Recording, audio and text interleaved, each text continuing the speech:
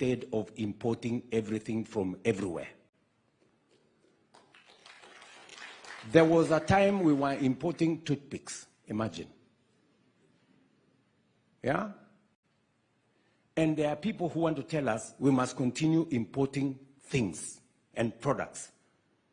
I made a decision that anything that we have the manufacturing capacity in Kenya, any product that we have manufacturing capacity in Kenya, we must begin to apply duty so that we stop products from other countries and build our own manufacturing capacity, hire our own young people, use our own raw materials, build our own wealth. And let me give you an example. Last year, we imposed duty on steel billets, on cement, on clinker, and on furniture.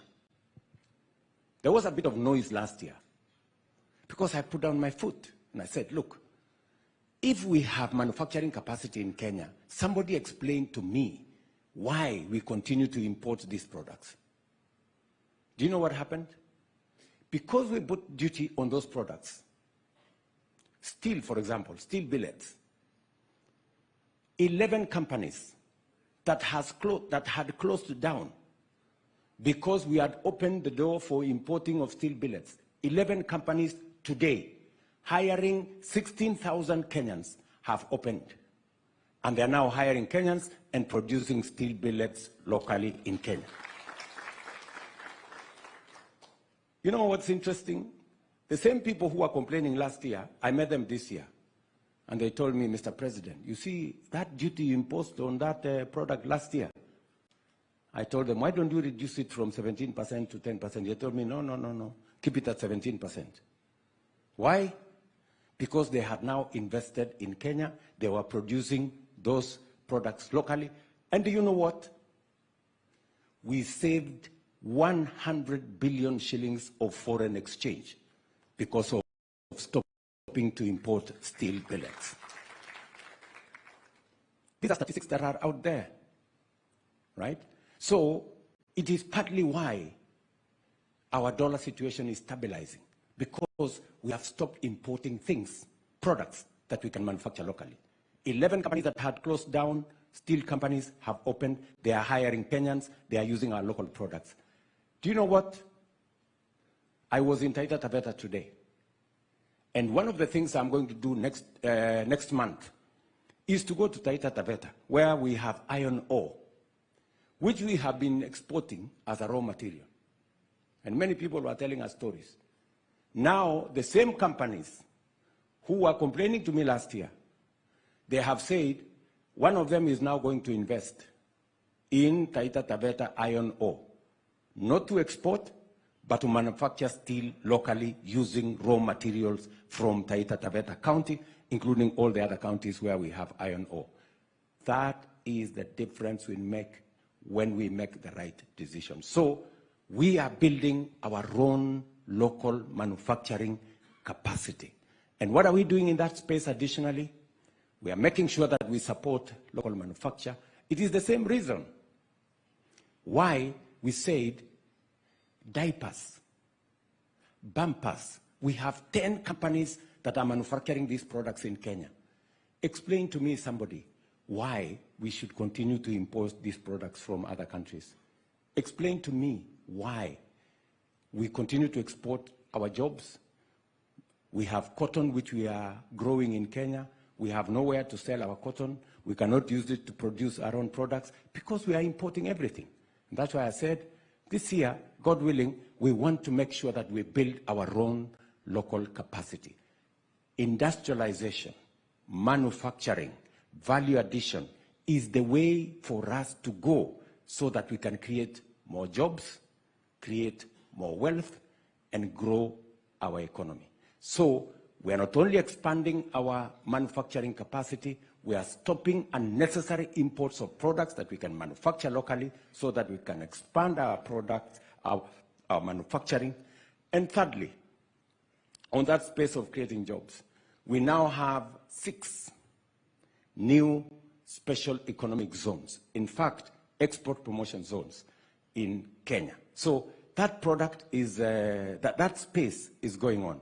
And one of the products that, one of the areas we are going to deal with is right here in Mombasa, in Dongokundu. I just announced that we now have a partnership with Afri-Exim Bank to unlock the first 500 acres of Dongokundu for industrial productivity. So I have given you 5. I have told you, number 1, our housing program is creating jobs. Number 2, our digital space is creating jobs. Number 3, our export of labor is creating jobs. Number 4, our manufacturing is creating jobs. Number 5, our special economic zones is creating jobs. That is what I'm doing for Kenya. I know you have asked me something else about education. Let me take 1 or 2 questions, and then I will consolidate and answer your question on education and on drug abuse. Yes, can I have a lady this time? Oh yeah, that gentleman. Yes, my good friend.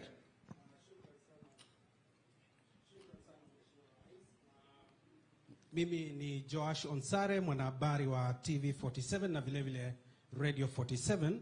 Kuna haya masuala ambayo yamejitokeza hivi majuzi, na nakumbuka kwamba wewe Mheshimiwa Rais ulisema kwamba unabuni serikali ambayo ni broad based, na tumeweza kuona katika baraza jipya la mawaziri wale ambao wameteuliwa, umeweza kuwateua wale viongozi kutoka upinzani.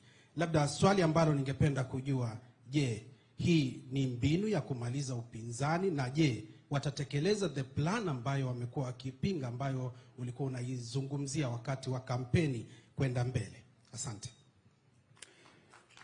Thank you very much. Broad-based government. I think that's your big question. Let me say this. Because of the challenges and the issues that came up in the last couple of weeks, going into 1 month, I committed to the country that I am going to form a broad-based government. And many people are asking me to explain, as Onsare there is saying, what is this broad-based government? It is broad-based government. That's what it is. It is what it is. Because, you know, because, you know, there has been this feeling that maybe this government is made of William Ruto's friends, right? And William Ruto's buddies. And I said, it is time. You know, I have friends, and I've seen many people ask me, okay, why did you, you know, dismiss the whole cabinet? And then you hired some back. Let me answer it this way. It was necessary to have a fresh start. Because as I told the people of Kenya, we're going to have a broad-based government and we're going to have a fresh start. So that even those I have given another opportunity to serve in cabinet, they must now know that this is new. The terms are different. We may have been friends, but now the terms are different. Number 2, I also wanted other people to join in government, because for a long time as Kenyans, we've been divided on sides. And that's why I decided this time around, let me form an administration that has the broader face of Kenya. And that is why you see some of the members of my new cabinet coming from different formations, political formations. And I said I'm going to consult. And I'm going to talk to people who are willing to talk to me. There are those who did not want to talk to me, and that's fine. That's democracy. There are those whom we sat down and we agreed with, and we agreed on the agenda. What are we going to do? In fact, at some point, I was having a conversation, and the conversation went like, okay, the housing program. The housing program was in the manifesto of ODM and was in the manifesto of Kenya Kwanza. True? They're all there. The UHC program, it was on both sides of the divide. There are things that are common between us. And my question is, those things that we have no contest about, can we agree on those things and move the country forward on the things that are not in contention between the sides? And that is how we agreed with ODM to work on the broad-based government that captures some of the items that we all agree on. Number two, let me clarify, as the party leader of ODM did, that we did not form a coalition government, so that nobody should tell us we're trying to compromise the opposition. We did not form, we have no formal coalition arrangement.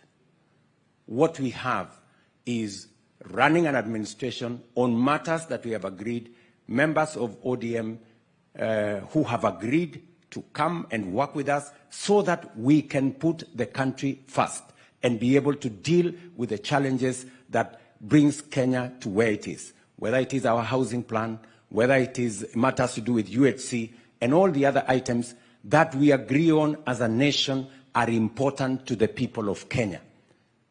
I am not very keen on who takes the credit. I am keen on the transformation of Kenya.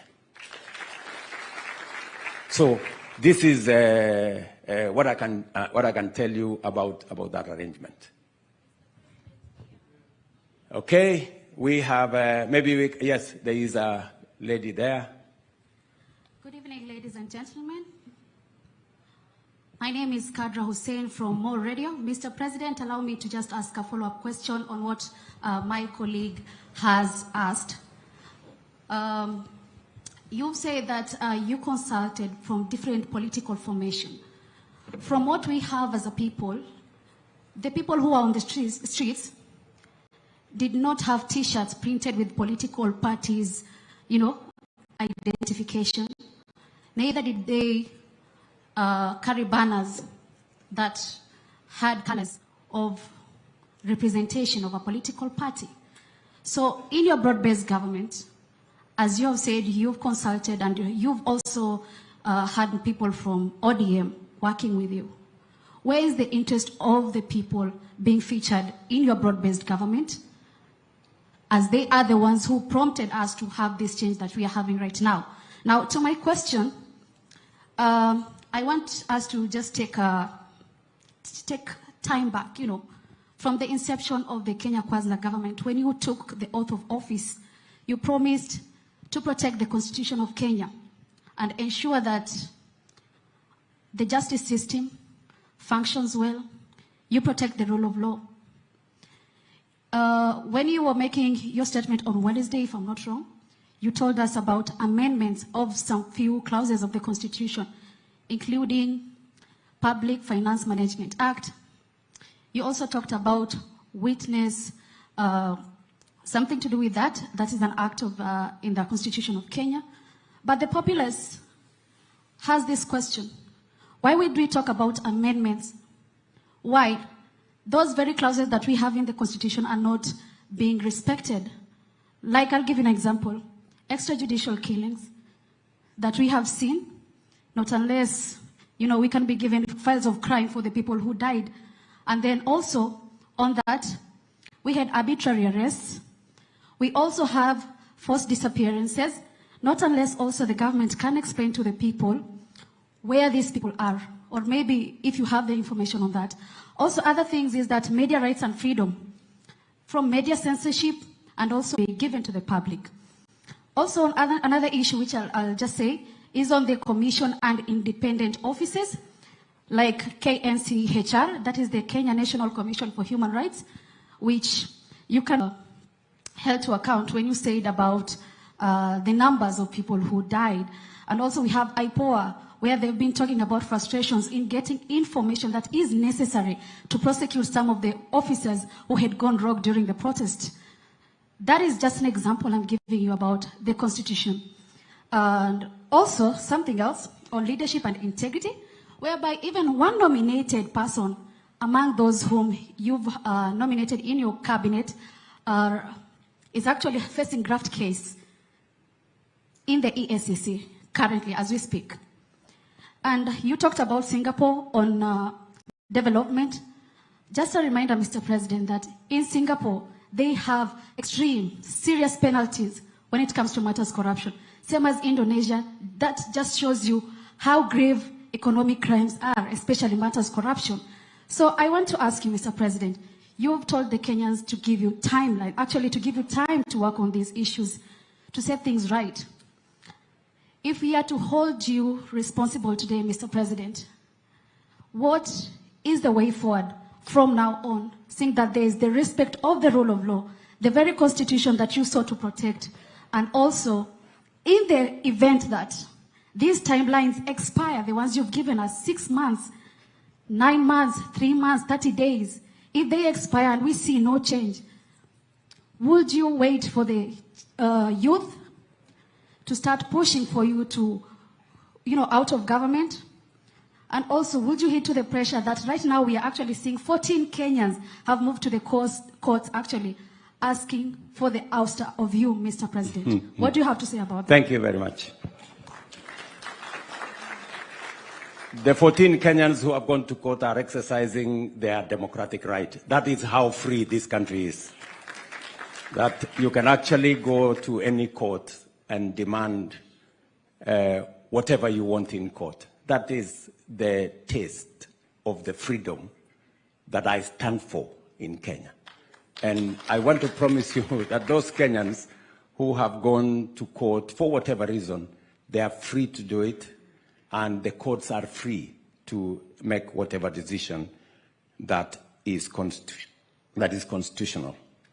You have asked me, I think, 10 questions. Let me try and answer some of them. Number one, you have asked me, the people who went to the streets, they did not carry the color of any political party. That is correct. But remember, they carried the flag of Kenya. And that is why I'm saying, let us put the interest of the people of Kenya first. That is why I am saying this broad-based government must be a government that must do, at the very least, 3 things. And I stated them in my address to the nation. Number 1 is the subject of integrity, which you have spoken very clearly about, dealing with the challenge of corruption. I have made very specific interventions. I have suggested very specific interventions on how to deal with the challenge of corruption. I have said we must change the Evidence Act so that corruption cases doesn't take 5, 10 years. That is what happens today, that we should be able to conclude corruption cases in 6 months. I will be making the proposal to Parliament. I hope Parliament agrees with me so that we can deal with the challenge and monster of corruption firmly and decisively. Number 2, I have given my undertaking to the judiciary. In fact, I had an engagement with the Chief Justice a few days ago on my support, on my administration's support for the judiciary. It is demonstrable. When I came into office, I made sure that the judiciary has sufficient resources to be able to discharge their mandate, to be able to deal with corruption cases, to be able to deal with all the other cases. In fact, I am the president that has sworn in the highest number of judges in the shortest time in Kenya to facilitate the judiciary to be able to discharge their mandate. Because it is said, justice denied is justice, justice delayed is justice denied. And you can ask from members of the judiciary my support for the judiciary. In fact, when I came into office, there were 6 judges that have been denied their right to be appointed. I appointed them the first day when I got into office to demonstrate my commitment to the judiciary. Let me also say the following, that on the subject of corruption, I am very clear in my mind, and I will mobilize resources that are available. I will mobilize every resource that is available to deal with the challenge of corruption. Number two, I also said this new administration must deal with the issue of making sure that we create jobs in Kenya by making sure that we don't import the things that we can manufacture in Kenya. Number three, I said this new administration I'm setting up must deal with the challenge of making sure that tax expenditure, we spend 400 billion shillings every year of taxpayers' money, paying companies, paying institutions, claiming tax refunds, claiming VAT refunds, in a process that is not thoroughly clear. And I have said that going forward, we have to deal with this problem. So I have laid out a clear roadmap on what the administration I've just appointed must achieve. I know you have said we must respect the Constitution, which we must. And I gave my undertaking to the country that there will be no disappearance of Kenyans. I gave that undertaking. There will be no Kenyans in Rivayala. There will be no Kenyans in Tana River. There was a time we had 30-something bodies of Kenyans in rivers. That will never happen under my watch. And I have said this with clarity. If there is any Kenyan who has disappeared, I want people to step forward and say, Kenyan so-and-so has disappeared. I would be very happy to deal with it.